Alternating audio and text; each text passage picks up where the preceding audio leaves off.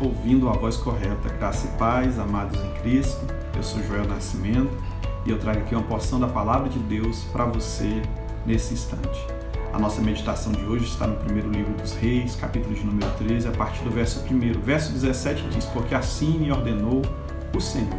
Esse texto, no seu contexto, vai contar a história de um profeta novo, homem de Deus, que foi enviado, ordenado pelo Senhor para entregar um recado ao rei Jeroboão, e que não era para que esse profeta se distanciasse do que Deus havia lhe falado, não era para ele parar no meio da jornada e nem retornar pelo mesmo caminho. No meio da história surge um profeta que lhe intercepta, um profeta velho, que havia dito que Deus mudou a ordem, que até mesmo havia enviado um anjo para confirmar essa alteração. Ouvir essa segunda voz foi o fim da jornada e o fim da vida do próprio profeta, que se desviou da direção que o próprio Deus havia lhe entregue pessoalmente. Queridos, nós precisamos sempre ouvir a voz correta. Conta-se a história de um homem, um pai, que ele tinha 2 filhas. A segunda filha estava ansiosa para dormir na cama grande que ficava no quarto da irmã, a menorzinha. Então ele toda noite pegava, levava ela para o quarto da irmã, dava-lhe beijos e afetos, mas também dava uma ordem: olha, fique na cama grande no quarto da sua maninha, porque o berço já não lhe dá mais descanso.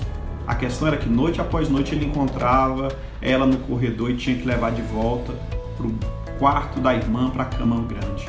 Mais tarde ele descobriu que a irmã mais velha, que normalmente era doce, não queria dividir o quarto, e por isso sempre dizia à pequena que tinha ouvido a voz do pai chamar por ela.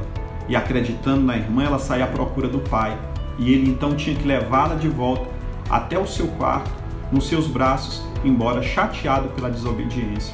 Ouvir a voz errada, queridos, pode ter sérias consequências para todos nós. Quando Deus enviou o seu servo, o profeta, até Betel para falar por ele, deu-lhe instruções específicas e explícitas para que ele não comesse nem bebesse por lá, e que nem mesmo voltasse pelo caminho que foi. Versículo 9 diz isso de 1 Reis 13. Quando o rei Jeroboão convidou para que ele comesse, bebesse juntamente com ele, ele declina. Ele estava sendo obediente à voz de Deus. Mas quando surgiu o velho profeta e o convidou para jantar, inicialmente ele até recusa. Mas depois ele cede quando o ancião vai enganado, dizendo que um anjo lhe dissera que não havia problema. Eu lembro de uma citação de Martinho Lutero, que ele dizia assim: fiz uma aliança com Deus, que ele não me mande visões, nem sonhos, nem mesmo anjos. Estou satisfeito com o dom das Sagradas Escrituras. Ele estava dizendo: a palavra que Deus falou é suficiente para mim. O que a Bíblia diz é a direção para a minha vida e para a minha história. E nós precisamos aprender isso. Nós não podemos seguir a 2 senhores. Nós precisamos aprender a seguir uma voz. Assim como aquele pai queria que a filha menor ficasse na cama grande, queridos, eu creio que Deus também, muitas vezes, acaba se entristecendo e se entristeceu com aquele profeta que não seguiu as suas instruções. O profeta acabou perdendo a sua vida por entrar numa via que não foi ordenada por Deus. E muitos, infelizmente, perdem a vida ou projetos de vida por não serem fiéis, obedientes à primeira voz. Cuidado! Aquela filha pequena, ela acabou tendo que retroceder. E embora amasse o pai, ainda assim não obedecia. E o pai, chateado e triste, fazia ela retornar para o lugar devido. Há muitos que não obedecem, pois, embora tenham direcionamento pessoal do pai, acabam ouvindo segundas vozes, que os levam justamente para onde o pai não quer que estejam.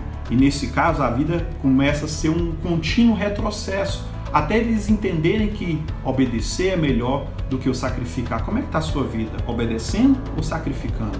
Queridos, nós podemos confiar completamente nossas vidas em Deus. Suas palavras são nosso caminho para a vida. Somos sábios em ouvir e obedecer a sua voz. Que a nossa alma siga devota ao Senhor, entregue, adoradora, dependente, mas que acima de tudo sejamos obedientes ao nosso Deus.